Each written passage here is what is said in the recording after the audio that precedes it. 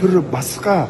Бұл халықаралық деңгейде зерттелген. Бұл психологиялар бұзылған адамдар. Көбінесе бай адамдар. Әбден, енді қазақша бір сөз бар ғой, ешек беткен деген ғой, ешкімді тыңдамайды, адамдар қоғамды менсінбейді, заңмен шараға тартылмайтын, қорықпайды, автокөлігімді қымбат автокөлік алады. Әрине өзін көрсеткісі келеді қоғам алдында.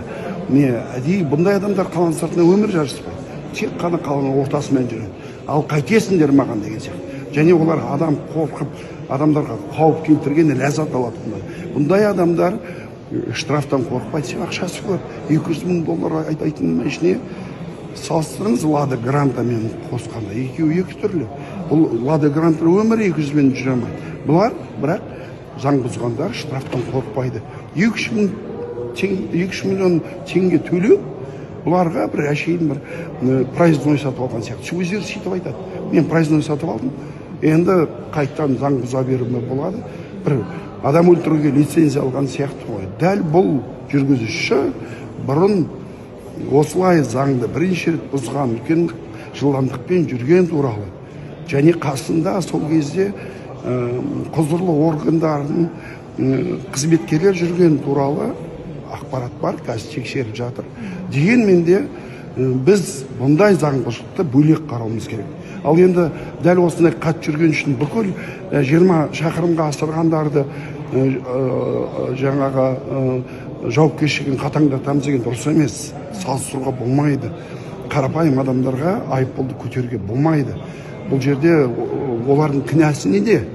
Біздің кінәміз ол заңда бөлек өзгеріс енгізуіміз керек.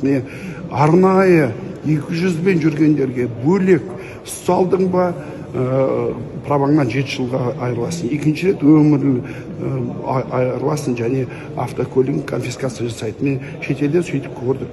Екінші мәселе, дәл осындай адам өлтірген болатын болса, бұл қазір бізде кездейсоқ жасаған байқаусызда қылмыс деп есептеледі. Шетелде бұны қасақана қылмыс деп, Германияда осындай адамды өмір бойы қамауға алған.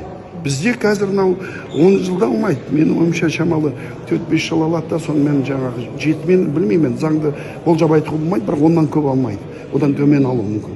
Ал енді біз алдағы уақытта осындай қылмыс жасаған адамды 10 жылдан 15 жылға аса ауыр қылмыс есебінде жауапқа тартуымыз керек. Соны ұсыныс жасап жатырмыз. Бұларға жеке территория қарастырса да бұларға қызық емес. Бұлар ешқашан сыртқа барып жарыспайды. Бұлардың табиғаты сондай. Бұлар тек қана осындай адам көп жүретін жерде. Оларды көру керек қой. Міне қарапайым адамдар оларға ешкім емес, олар солардың алдында не көрдіңдер ғой. Сендер ешкім емессіңдер. Міне әдейі глушительдерін алып тастап, дырылдатып тұрып өтіп, не қараңдар, маған заң жоқ, мен баймын, мен сендерге қарағанда артықпын, мен ешкімнен қорықпаймын деген өзін бір бөлек психологиясы. Әрине бұл табиғатынан дұрыс адамдар емес деп мен толық айта аламын. Жалпы шетелде бұлай айтады.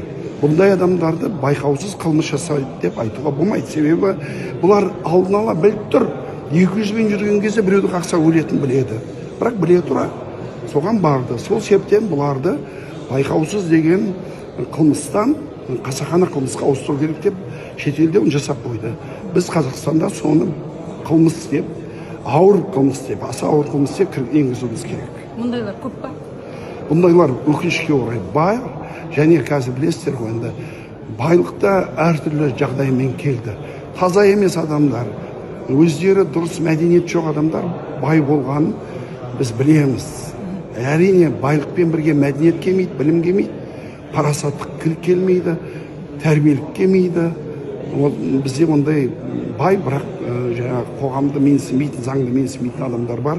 Екінші, автокөлік қазір жылдамдығы көбейді. Сол себептен ондай адамдар бар екен біз мойындауымыз керек. Және көбінесе үлкен қалаларда. Мысалы, ауылдық жерде, қай жерде естісіңіздер 200-мен жүр деген. Ондай адамдар тек қана үлкен қалаларда, тек қана ақшасы көп адамдар. Әбден әбден ешіріп кеткен адамдар ғой. Өзім барлығын көрген, енді тек қана адамдарды өлтіру қалды болды жаңағы. Олар енді ары қарай да көбісі ойлаған шығар, біз енді жазадан құтыламыз, құтылмайды жазадан. Және дәл осы жағдайда мен қоғамға ырзашылығын білдіргім келеді. конституция өзгерттік. Қоғамға айттық, қоғам сендер белсенді болыңдар деп айттық. Міне бұл жағдайларда міне қоғам қайта мәселені көтеріп, ата-аналар маған шықты, туысқандар маған шықты. Мұрат аға мынаны бірге көтерейікші деп айтты. Мен ойымша бұл жерде міне не істейміз, оған қолымыздан келмейді. Бұл байдың баласы деген жоқ. Барлығы шығып жазадан қашпасын, бізге келіп жатыр дейді. Кешірім сұрағысы келеді дейді. Кешірім бермейміз. Біз баламыздың өмірін сатпаймыз біз. Қоғамға сабақ болсын деп айтып отқан туысқандарына мен қолдаймын, және қоғам дәл осы жерде осы отбасының маңайында біріккенін мен дұрыс деп есептеймін. Қоғам алдағы уақытта осындай қылмысқа жол бермеу керек. Көрген жеріңізде видео түсіріп алыңыздар, салыңыздар. Полиция жасамады емес, қоғам талап етсе, мемлекет те полиция барлығы одан да белсенді жұмыс істейді. Скажите, пожалуйста,